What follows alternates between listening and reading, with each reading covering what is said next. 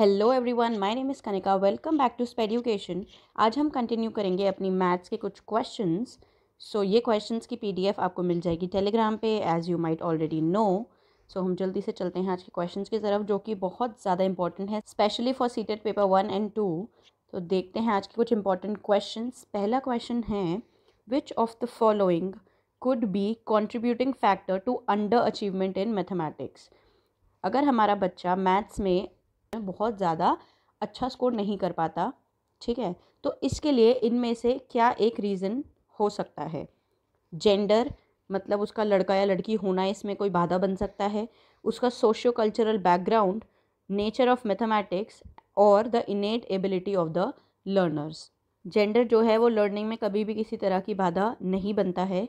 Maths का nature कैसा है, जैसा एक बच्चे के लिए है वैसा सभी बच्चे के लिए है, राइट। तो इसमें कोई एक बच्चा अगर अंडर अचीव कर रहा है तो इसमें नेचर का कोई रोल नहीं है, बच्चे की इनेट एबिलिटीज़ का रोल नहीं है, बिकॉज बच्चा जो है वो प्रैक्टिस करके मैथ्स सीखता है, राइट। तो इसमें जो एक मेजर रोल हो सकता है वो हो सकता है आपका सोशो कल्चरल बैकग्राउंड। बच्चे का बैकग्राउंड कैसा है, बच्चे की सोसाइटी कैसी है, कैसे रिस्पॉन्सेज उसको मिलते हैं, घर में कितनी वो प्रैक्टिस कर पाता है, ठीक है, या आसपास के लोगों से उसने कैसा सुना है। अगर उस मान लो उसके आसपास सारे लोग ही ऐसे हैं जो हमेशा जिन्होंने हमेशा उसको बस ऐसे ही बताया कि मैथ्स बहुत डिफ़िकल्ट सब्जेक्ट है और नहीं हो पाता इजीली, इसमें बहुत प्रैक्टिस चाहिए, बहुत दिमाग लगाना पड़ता है, तो बच्चे के दिमाग में ऑलरेडी ये चीज़ सेट हो जाएगी, ठीक है। तो उसकी वजह से बच्चा प्रेशराइज भी हो सकता है, पहले उस सब्जेक्ट को डिफ़िकल्ट मान लेगा और यहाँ पे आपको रिजल्ट्स अच्छे नहीं मिलते फिर।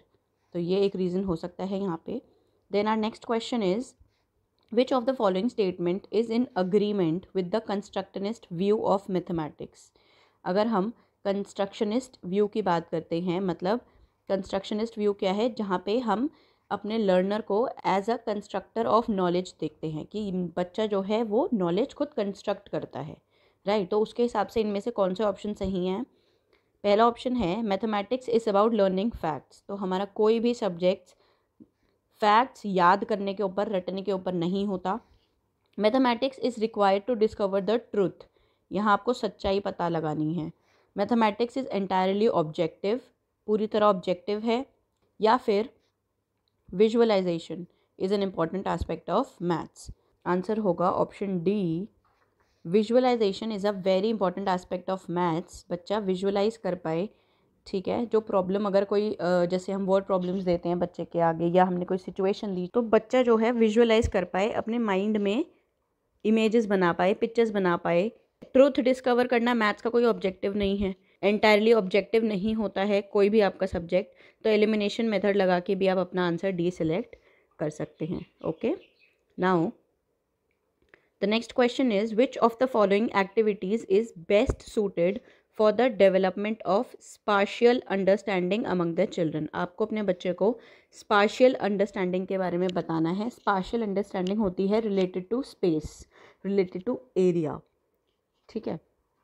तो इनमें से कौन सा एक solution जो है वो बेस्ट है। Drawing the top view of a bottle, एक बॉटल का टॉप व्यू आप बच्चे को बनाने को बोलेंगे।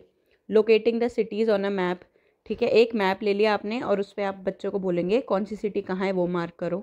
Noting the time of moon rise, ठीक है, कि मतलब आपका चंद्रमा कब आता है, ठीक है, आपका मून कब राइज करता है, उसका टाइम नोट करो, इसका तो कोई लेना देना ही नहीं है। Representing numbers on a number line, इसका भी कुछ लेना देना, यहाँ सिर्फ नंबर की बात हो रही है, नंबर लाइन पे नंबर रिप्रेजेंट करो। यहाँ पे क्या होगा, आपको बच्चे को स्पेशल अंडरस्टैंडिंग देनी है। स्पेशल होता है जिसमें आप बच्चे को स्पेस की, एरिया की समझ देते हैं। तो इसमें जो बेस्ट पॉसिबल आंसर है वो है आपका ऑप्शन ए, एंड ये आपका इंपॉर्टेंट आया हुआ क्वेश्चन है, drawing the top view of a bottle, ठीक है। बच्चे को आप बोलेंगे कि बॉटल का एक टॉप व्यू बनाइए, ये देखिए आप इस तरह। तो इससे क्या होगा, इससे आपको पता चलेगा कि आपके बच्चे को स्पेस की कितनी समझ है, स्पेस की, एरिया की, कि अब बच्चा विजुअलाइज कर पा रहा है, नहीं कि एक अगर मेरे को बोला है कि बॉटल ऊपर से कैसी दिखती है, उसका टॉप व्यू मतलब ऊपर से बॉटल कैसी दिखती है, तो बच्चा वो ये बना पाए, ठीक है, कि ऐसे दिखेगी, नीचे कितना दिखेगा, पूरी बॉटल दिखेगी या नहीं दिखेगी। ये सारी स्पेशल अंडरस्टैंडिंग है जो कि बच्चे में आई। यहाँ पे विजुअलाइजेशन भी है और स्पेशल अंडरस्टैंडिंग भी है। Okay, so our next question is, to teach the Pythagoras theorem. Pythagoras theorem पढ़ाने के लिए पाइथागोरस थ्योरम हम सब ने पढ़ी है। A teacher has distributed a sheet on which 4 right angled triangles were drawn. ठीक है, टीचर ने एक शीट बांटी बच्चों को जिसमें 4 राइट एंगल ट्रायंगल्स बने हैं। राइट एंगल ट्रायंगल कौन से होते हैं? जिनमें एक एंगल 90 डिग्री का होता है, मतलब एक आपकी लाइन जो है सीधी होती है। तो ऐसे जो हैं 4 राइट एंगल ट्रायंगल्स बने हैं। ये ट्रायंगल्स देके अब टीचर ने बच्चों को बोला है to find the relationship between the sides of a triangle. मतलब जो एक ट्रायंगल है उसमें जो 3 साइड्स हैं, हर एक ट्रायंगल को देखते हुए बताना है कि इन साइड्स का क्या रिलेशन है आपस में। ठीक है, तो बच्चा क्या करेगा? पहले देखेगा, अच्छा एक ट्रायंगल में ऐसा है, अच्छा दूसरे में भी ऐसा है, तीसरे में भी ऐसा है, फोर्थ में भी ऐसा ही है। तो अब बच्चे को समझ आ जाएगा। ठीक है, तो टीचर ने कौन सी अप्रोच या कौन सा मेथड यहाँ पे यूज़ किया है? Deductive, lecture method, inductive method और लेबोरेटरी मेथड। सो ये आपको पता ही होगा, I know, very easy question but बहुत इंपॉर्टेंट भी है। तो बस आप समझ गए हैं कि टीचर ने पहले आपको एक्टिविटी करने को दे दी है या एग्जाम्पल दे दिया है और आपसे बोला है एग्जाम्पल से रूल की तरफ जाने के लिए। सो ये है हमारा इंडक्टिव मेथड। अगर डिडक्टिव मेथड से कराएगी टीचर तो वो पहले ये रूल बता देगी, दिखा देगी कि ये एक राइट एंगल ट्रायंगल है। ठीक है, इससे हम पाइथागोरस पढ़ेंगे तो उसका फॉर्मूला क्या होगा? जो आपका हाइपोटेन्यूस है उसका square is equal to side square plus base square. ठीक है, तो अगर डिडक्टिव मेथड कराएगी टीचर तो पहले ये रूल बता देगी और उसके बाद आपको एक्टिविटी करने के लिए देगी। So our next question is which of the following is an indicator of mathematical reasoning. ठीक है, रीजनिंग की बात हो रही है यहाँ पे। Ability to provide definitions of mathematical concepts. Maths के कॉन्सेप्ट्स की डेफिनेशन अगर आप सुना पाते हो मतलब आपकी मैथमेटिकल रीजनिंग अच्छी है। Ability to provide justification for a mathematical procedure. मतलब आपने कोई मैथ्स का प्रोसीजर किया स्टेप बाय स्टेप और आप उसकी जस्टिफिकेशन दे पा रहे हो कि ये कैसे कैसे हुआ। Next is ability to calculate efficiently. आप अच्छे से कैलकुलेशन कर पा रहे हो। Ability to recall the correct formulae in different situations. मतलब आप अलग अलग सिचुएशन के हिसाब से अलग अलग सही फॉर्मूलेज आप लगा सकते हो। तो अगर हम यहाँ पे रीजनिंग की बात कर रहे हैं तो हमारा आंसर क्या होगा? Option B. वेरी गुड, क्योंकि यहाँ पे हम जस्टिफिकेशन दे पा रहे हैं, राइट। हम प्रूव कर पा रहे हैं कि हम ये जो स्टेप्स, ये जो प्रोसीजर फॉलो कर रहे हैं इसके पीछे क्या रीजंस हैं। Okay, well done. So the next question is the mathematics used by illiterate shopkeeper. मतलब कोई ऐसा शॉपकीपर जो पढ़ा लिखा नहीं है, वो जो मैथ्स यूज़ करता है वो कैसे रिलेटेड है? It is useful in solving all mathematical problems. ये जो मैथ्स यूज़ कर रहे हैं शॉपकीपर, ये आपकी सारी ही मैथ्स की प्रॉब्लम्स को सॉल्व करने में हेल्प करेगी? ऐसा तो नहीं हो सकता। It has ambiguity and very low level of correctness in it. मतलब एम्बिगिटी है, वेगनेस है, ज़रूरी नहीं है कि वो करेक्ट हो, वो ज़्यादातर गलत ही होती है। ऐसा नहीं होता बिकॉज जब वो हिसाब किताब करते हैं, उनका रोज़ का काम है, तो उनकी जो कैलकुलेशंस हैं वो बहुत एप्ट होती हैं।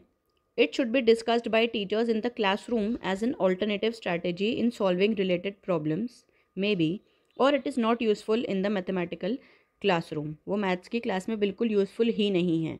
तो आपको क्या लगता है इसमें से? ये जो आपका फोर्थ ऑप्शन है, आप कभी भी रियल लाइफ सिचुएशंस को यूज़लेस नहीं मानते।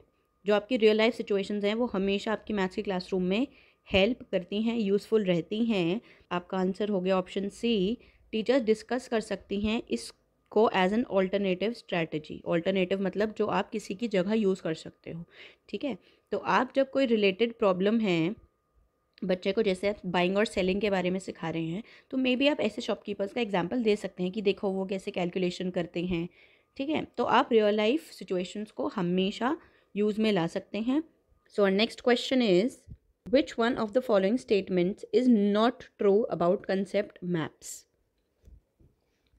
इनमें से कॉन्सेप्ट मैप्स के बारे में क्या स्टेटमेंट ट्रू नहीं है, नॉट ट्रू बोला है? ठीक है, concept maps should be constructed by teachers only. Concept map सिर्फ टीचर्स ही बना सकती हैं। Concept maps are hierarchical in nature. Concept maps help in linking prior knowledge to new instructions. Concept maps represent a collection of interconnected concepts and links connecting them. तो अगर आप देखें तो कॉन्सेप्ट मैप्स हमेशा आपकी प्रायर नॉलेज को use करते हैं, उनको लिंक करते हैं, कनेक्ट करते हैं, तो ये आपके सही हैं। जो पहले से आपकी इन्फॉर्मेशन चलती आ रही है उसी में और एडिशन करके नए इंस्ट्रक्शन के साथ लिंक किया जाता है, जो आपके नीचे 2 ऑप्शन हैं, तो ये भी सही है आपका, राइट। तो ये 3 तो हो गए आपके करेक्ट आंसर। आपसे पूछा है नॉट ट्रू, तो आपका आंसर हो जाएगा ए, कि सिर्फ टीचर्स ही इनको कंस्ट्रक्ट कर सकती हैं, हमारे बच्चे, हमारे लर्नर्स भी कंस्ट्रक्ट कर सकते हैं। ओके, बच्चे भी डेवलप कर सकते हैं। एक एग्जाम्पल देख लेते हैं, जैसे ये है एक कंसेप्ट मैप का एग्जाम्पल अबाउट ट्रीज़। ठीक है, ये ट्रीज़ का एक कंसेप्ट मैप है जिसमें आपने बताया, ट्रीज़ के पूरे कंसेप्ट को आपने समझा दिया। ठीक है, एक मैप की फॉर्म में, कि ट्रीज़ हमें क्या देती हैं। ट्रीज़ गिव अस क्या देती हैं, ऑक्सीजन एंड वुड, ऑक्सीजन देती हैं और वुड देती हैं, लकड़ी देती हैं। ठीक है, उसके बाद ये वुड यूज़ होती है, this wood is use to make furniture, houses, paper, ये आपने बता दिया। और ये ऑक्सीजन किस चीज़ के लिए इंपॉर्टेंट है, एनिमल्स के लिए, प्लांट्स के लिए और ह्यूमंस के लिए। तो आपने एक कंसेप्ट मैप में एक अपना पूरा कंसेप्ट समझा दिया।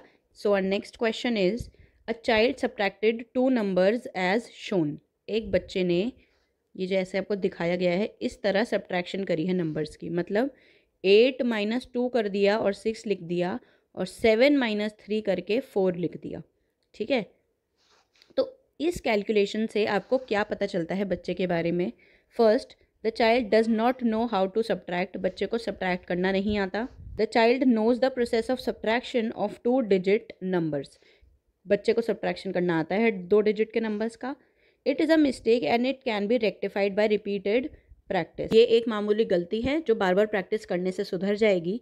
या फिर the child has misconception about place value in the process of subtraction, बच्चे को सब्ट्रैक्शन जब करने की बारी आती है तो शायद वो प्लेस वैल्यू के कंसेप्ट में कंफ्यूज हो जाता है, या उसको कोई मिसकंसेप्शन है, कोई गलत फहमी है। ठीक है, तो इनमें से आपका क्या ऑप्शन सही है, वो है आपका ऑप्शन डी, राइट। बच्चे को प्लेस वैल्यू के कंसेप्ट में ही प्रॉब्लम है, तभी उसने पीछे 1 से सब्ट्रैक्शन ना शुरू करके आगे से किया है, और उसने एक बार 8 - 2 कर दिया और एक बार 7 - 3 कर दिया। ठीक है, तो इसका मतलब बच्चे को प्लेस वैल्यू के कंसेप्ट में मिसकंसेप्शन है। चलते हैं अगले क्वेश्चन की तरफ। So our next question is, which of the following can be used as a learning resource. Learning के रिसोर्स की तरह हम किसे यूज़ कर सकते हैं, फॉर विजुअली चैलेंज्ड लर्नर्स, जो हमारे VI लर्नर्स हैं, जो ब्लाइंड और लो विजन हमारे लर्नर्स हैं एक मैथ्स क्लासरूम में, उनके लिए हम इनमें से क्या यूज़ कर सकते हैं। टेलर्स अबैकस, फ्रैक्शन किट या फिर नंबर चार्ट जियो बोर्ड या कंप्यूटर, अबैकस कंप्यूटर या जियो बोर्ड, कंप्यूटर नंबर चार्ट या जियो बोर्ड। अब एक इसमें बहुत इंपॉर्टेंट जो चीज़ें देखने वाली, अबैकस जो है वो हम VI बच्चों के लिए बिल्कुल यूज़ करते हैं। ठीक है, पर फ्रैक्शन किट और नंबर चार्ट की अगर हम बात करें, तो नंबर चार्ट अगर आपने चार्ट पेपर पे अपना आप कुछ लिखा है पर आपका बच्चा विजुअली चैलेंज्ड है, तो ये उसके काम नहीं आएगा। तो आपके नंबर चार्ट वाले ऑप्शंस हो जाएंगे बाहर, और आपके पास क्या बचेगा, सीधा साधा एक आंसर, ऑप्शन सी, जिसको आप एक बार रीचेक कर लीजिए। अबैकस काम आता है VI बच्चों के, कंप्यूटर भी काम आता है, बिकॉज कंप्यूटर में बच्चा देखने के साथ साथ सुन भी सकता है, और जियो बोर्ड भी काम आता है। और वो क्या होता है हम देख लेते हैं आगे। ये हैं कुछ डिफरेंट टाइप्स ऑफ अबैकस जो हमारा VI बच्चा यूजुअली मैथ सीखने के लिए यूज़ करता है। फिर ये होता है जियो बोर्ड, जिसकी मदद से बच्चा बहुत सारी अलग अलग शेप्स बना सकता है। ऐसे उभरे रहते हैं ये नील्स, एंड इसके ऊपर आप रबर बैंड लगा सकते हो अपना किसी भी शेप में। जब आप एक शेप में रबर बैंड लगाएंगे तो बच्चा उसको टच करके शेप आइडेंटिफाई कर सकता है और फिर उसको विजुअलाइज कर सकता है अपने माइंड में। ठीक है, और फिर उसके बाद जब आप उसको बनाने को बोलेंगे तो वो उसको बना भी सकता है जियो बोर्ड पे। ओके, सो जियो बोर्ड काम आता है अलग अलग शेप्स के बारे में सीखने के लिए। Now our last question for the day is, in the context of numbers, primary class children, that is the children in the age group of 8 to 9 years, are able to accomplish which of the following sets। अगर हम numbers की बात करें तो जो छोटे बच्चे हैं 8 से 9 साल तक के, वो इनमें से कौन से सेट अचीव कर लेते हैं। सीरिएशन, रिवर्सिबिलिटी, प्रोपोर्शनल रीजनिंग, या फिर सीरिएशन, क्लासिफिकेशन, प्रोपोर्शनल रीजनिंग, या फिर सीरिएशन, क्लासिफिकेशन एंड रिवर्सिबिलिटी, या फिर classification, reversibility and proportional reasoning. Seriation है जैसे सीरीज़ में लिखना 1 2 3 4 5 6, रिवर्सिबिलिटी है उसको उल्टा लिखना, ठीक है, 10 9 8 7 6 5, जो हम बैकवर्ड काउंटिंग भी जिसे बोलते हैं, ठीक है। क्लासिफिकेशन है क्लासिफाई करना किसी चीज़ को कि ये किस कैटेगरी के अंडर आती है। प्रोपोर्शनल रीजनिंग होता है जैसे कि एक है आपका फ्रैक्शन या प्रोपोर्शन 1/2 और एक है आपका फ्रैक्शन 6/12। तो आप जब इनके बीच में रीज़न दे सकते हैं और आप बता सकते हैं कि ये दोनों ही इक्वल हैं, मतलब 6/2 को अगर हम सॉल्व करेंगे तो ये हो जाएगा आपका 1/2। तो जब आपने इन दोनों फ्रैक्शंस के बीच में रीजनिंग कर दी वो हो गई आपकी प्रोपोर्शनल रीजनिंग, ठीक है। तो प्राइमरी क्लासेस में या अगर हम बात करें 8 से 9 साल तक के बच्चों की, तो इस टाइम तक बच्चा आपका क्या सीख जाता है, बच्चा सीरीज़ बनाना सीख जाता है 1 2 3 4, रिवर्सिबिलिटी भी सीख जाता है, पर क्लासिफिकेशन बच्चा नहीं सीखता, तो आपका क्लासिफिकेशन एलिमिनेट हो जाएगा। तो आपके तीनों ऑप्शंस भी एलिमिनेट हो जाएंगे और आपका आंसर बचेगा ए, ठीक है। सो आई होप आपको समझ आया होगा, कुछ हेल्प मिली होगी। एंड ऐसे ही और वीडियोस के लिए आप देखते रहिए एंड जुड़े रहिए स्पेड एजुकेशन से। So yeah I will see you in the next session, bye.